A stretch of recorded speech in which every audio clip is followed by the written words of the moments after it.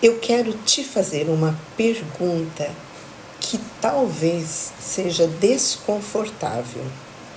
E se a dor da sua separação não for cuidada, o que ela pode fazer com a sua vida daqui a 5, 10 ou 15 anos? Não estou falando apenas de continuar sentindo saudade. Estou falando de perder o sono, perder a identidade, se isolar, começar a usar álcool, comida, trabalho ou até outro relacionamento para anestesiar o que você ainda não conseguiu elaborar. E olha, em alguns casos, a ciência mostra que as consequências podem chegar a problemas graves de saúde e até risco aumentado de suicídio. Isso não é uma história de terror, mas não é fácil. São dados científicos. E hoje eu quero te mostrar o que pode acontecer quando uma pessoa simplesmente tenta sobreviver à separação sem nunca realmente cuidar da dor que ficou. Vamos lá. Primeiro, separação não é sinônimo de destruição. Antes de continuar, eu preciso fazer uma ressalva que é muito importante. Nem toda pessoa que se separa adoece. Nem toda pessoa que sofre uma separação precisa passar por uma depressão, vai passar por uma depressão. E principalmente não significa que quem não faz terapia necessariamente terá um desfecho ruim. Existem pessoas que passam por uma separação dolorosa e conseguem reconstruir a vida de uma maneira muito saudável. Tem um estudo que foi feito com 555 pessoas que passaram por divórcios e identificou diferentes trajetórias de depressão. A maioria, cerca de 67%, apresentou uma trajetória de resiliência, mas aproximadamente 10% desenvolveram sintomas depressivos depois do divórcio. 12% apresentaram um padrão crônico e cerca de 11% estavam em uma trajetória de redução dos sintomas. A fonte, PubMed. E isso nos ensina uma coisa muito importante. A separação não determina o seu destino, mas a maneira como você a atravessa pode fazer uma enorme diferença. Por quê? Existe uma diferença entre sentir a dor e construir uma vida inteira em torno dela. Segundo ponto. Quando a dor começa a tomar conta do próprio corpo. Agora vem um dado que merece muita atenção. Pesquisadores fizeram uma pesquisa, uma meta-análise gigantesca. Fizeram 104 estudos, 625 estimativas de risco em 24 países e mais de 600 milhões de pessoas representadas nos dados. Essa pesquisa é muito boa. O resultado: pessoas divorciadas ou separadas apresentam, em média, um risco de mortalidade cerca de 30% maior do que pessoas casadas, depois dos ajustes analisados pelos pesquisadores. Entre homens, esse risco médio foi ainda maior, aproximadamente 37%, né? E entre as mulheres, cerca de 22%. A fonte também é a PubMed. Agora, atenção. Isso não significa que o divórcio sozinho mata. Seria uma interpretação muito irresponsável. O que estes estudos mostram é uma associação. E os pesquisadores discutem mecanismos possíveis para sofrimento psicológico, perda de recurso, mudanças no comportamento de saúde e redução de suporte.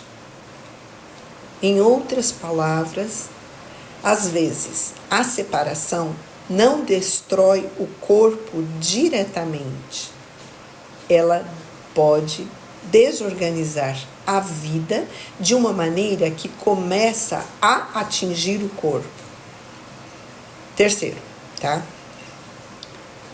A pessoa começa a se anestesiar a dor. E é aqui que eu quero que você preste bastante atenção, porque algumas pessoas não elaboram a dor, elas se anestesiam. Com o quê? Um copo de vinho para dormir. Depois, trabalho demais para não pensar. Comida para preencher o vazio. Compras. Sexo. Um novo relacionamento iniciado antes mesmo de entender o fim do anterior. Ou simplesmente ficar horas olhando para o celular, esperando uma mensagem de alguém que já foi embora, que às vezes já está até com outro. E existe uma pesquisa impressionante sobre isso. Essas são de pesquisadores suecos, que acompanharam 942 mil pessoas que eram casadas e estudaram o surgimento de transtorno por uso de álcool depois do divórcio. Nos homens, o divórcio esteve associado a aproximadamente 6 vezes mais risco de surgimento de transtornos por uso de álcool. Nas mulheres, aproximadamente 7 vezes. Todos os dados são da Publimed. Isso não quer dizer que uma pessoa divorciada vai beber, mas mostra algo muito importante. E uma ruptura pode ser um período de muita vulnerabilidade. Quando a pessoa não encontra uma maneira saudável de processar esta dor, ela pode procurar uma maneira rápida de não senti-la. Esse é o problema. Só que anestesiar a dor não é o mesmo que curá-la. O quarto ponto, que é muito importante, o isolamento. Depois vem uma consequência que é silenciosa. O isolamento, tá? Esse talvez seja um dos sinais mais perigosos, porque parece inofensivo. Você começa dizendo: hoje eu não estou com vontade de sair. Depois, não quero explicar a minha vida para ninguém. Depois, prefiro ficar em casa. E quando você percebe, você perdeu grande parte da sua rede. Os amigos que eram do casal, alguns familiares, a rotina, os encontros, os projetos, até a sensação de pertencer. A Organização Mundial da Saúde hoje trata a conexão social como uma questão de saúde pública por conta da sua importância. Segundo os dados dela, aproximadamente uma em cada 6 pessoas no mundo experimentam solidão. E as estimativas apresentadas pela Organização Mundial de Saúde associam a solidão a mais de 871 mil mortes por ano. Perceba a diferença. Solitude pode ser escolha, solidão não. Solidão é sofrimento, sofrimento causado pela desconexão. E depois de uma separação, uma pessoa pode estar fisicamente sozinha, sem problemas. Mas o problema mais profundo é sentir que não pertence mais a lugar nenhum. O quinto dado, e o mais duro, o risco. tá? Não necessariamente termina quando o divórcio é concluído. Agora eu vou entrar em um dos dados mais delicados. E eu quero falar dele com muita responsabilidade. Pesquisadores analisaram dados nacionais, também da Suécia, de mais de 1,6 milhões de pessoas que haviam sido casadas.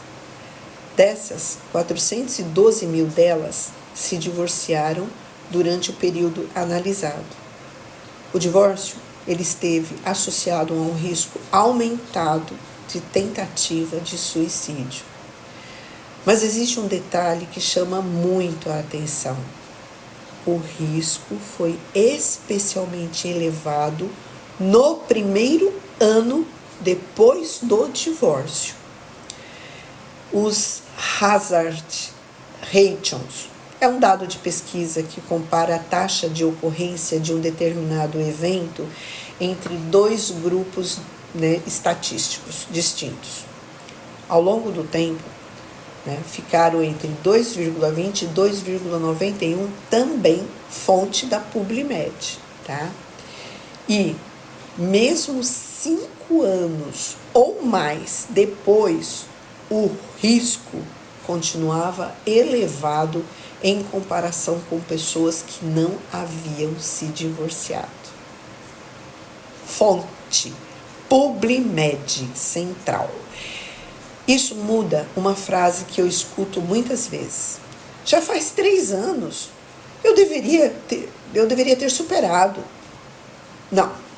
Talvez você precise simplesmente, você não precise simplesmente superar, você precise compreender, elaborar, reconstruir, suas percepções de vida. Porque o calendário vai passar, mas uma dor que não é elaborada, ela pode continuar organizando comportamentos, pensamentos e escolhas que não são legais. O 6º ponto. Eu vou falar sobre os homens, tá? Por quê? Porque esse é um grupo que merece uma conversa muito especial. Os homens. Uma revisão também sistemática de meta-análises publicada em 2005 apontou 75 estudos em 30 países com cerca de 100 milhões de homens. E esses pesquisadores encontraram, que os homens separados ou divorciados apresentavam maiores chances de ideação suicida, tentativa de suicida e morte por suicídio, em comparação com os homens casados. Para a morte por suicídio, a métrica, a estatística de comparação foi 2,82 pela PubMed. E existe um outro dado que é muito importante ainda sobre esse assunto. Os homens separados apresentam quase o dobro das chances de suicidabilidade em comparação com os homens que já estavam divorciados. Ou seja, às vezes o momento mais perigoso não é quando o divórcio foi assinado e tudo aparentemente terminou. É quando a pessoa ainda está tentando entender o que aconteceu. E muitos homens fazem isso em silêncio, sem conversar, sem pedir ajuda, sem admitir que estão sofrendo. O cenário que eu acredito que é mais sombrio, tá? Imagine uma pessoa que acabou de se separar. Ela perde o relacionamento, às vezes depois de 20, 30 anos. Depois ela perde a rotina que foi construída. Começa a dormir mal, a ruminar. Por que ele fez isso? Por que ela fez isso? Tá? Onde foi que eu errei? Será que eu nunca mais vou amar alguém ou ser amado? Quem é que eu sou agora? Essa pessoa vai começar a se afastar das outras pessoas. Pode começar a silenciar dos filhos. Depois, ela pode sim começar a usar substâncias para se anestesiar, tá? Eu já falei, álcool, drogas, né, outro relacionamento ou qualquer comportamento que faça a dor diminuir, mesmo que por algumas horas. Só que a dor vai continuar e aos poucos, tá, você pode começar a perder a sua própria identidade. E quando a nossa identidade fica frágil, nós podemos começar a interpretar a separação, tá? Não como assim, o meu relacionamento terminou, só isso. Mas a gente pode começar a interpretar assim, a minha vida terminou. E essa diferença, ela é gigantesca. Existe um exemplo clínico real também, tá? Fonte de pesquisa. São relatos clínicos que mostram exatamente como vários fatores de risco podem ir se acumulando ao longo do tempo, tá? E esse caso ele foi publicado na American Psychiatric Association. Ela descreveu um homem de 62 anos que chegou a uma tentativa de suicídio. Ele apresentava sinais de depressão, problemas profissionais, filhos saindo de casa, problemas de saúde e uma esposa que constantemente ameaçava o divórcio. O que esse caso mostra? Ele mostra que uma separação raramente atua sozinha. Ela pode ser a gota d'água em uma pessoa que já está sobrecarregada por dores, perdas, problemas financeiros, problemas do relacionamento não resolvido, isolamento, desesperança. E é por isso que eu não quero que você escute este vídeo pensando: divórcio causa suicídio, então não divorcia. Não é isso, tá? Essa seria uma conclusão simplista e cientificamente errada. O que nós precisamos entender é que o sofrimento psicológico, ele é multifatorial. A ruptura isoladamente, né, a perda e a desorganização, elas fazem parte dessa combinação. E o que eu quero que você entenda, tá? Talvez, né, você esteja me perguntando: Bia, o que é que eu faço com tudo isso, tá? Bom, primeiro, não vamos romantizar a dor, tá? Eu falo isso no meu livro com muita intensidade. Dizer eu sou forte não significa dizer que eu não preciso de ajuda. Segundo, não transforme a separação numa identidade. Você, tá? Não é a mulher, o homem que foi abandonado, tá? Você é uma pessoa que passou por uma ruptura, uma separação. Existe uma diferença enorme quando você diz isso. E terceiro, tá? Não se isole. Reconstrua os seus vínculos, faça novos vínculos, tá? Observe como você pode estar tentando anestesiar a sua dor, porque aquilo que traz alívio imediato pode estar cobrando uma conta que daqui a alguns anos você vai perceber, tá? Procure ajuda quando perceber que não está conseguindo sair sozinho deste lugar. Psicoterapia não existe para apagar o passado.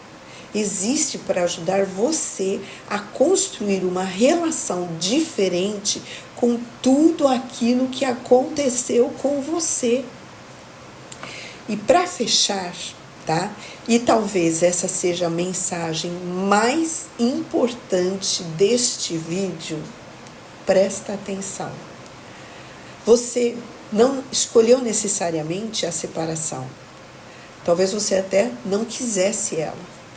Talvez você não tenha escolhido ser traído.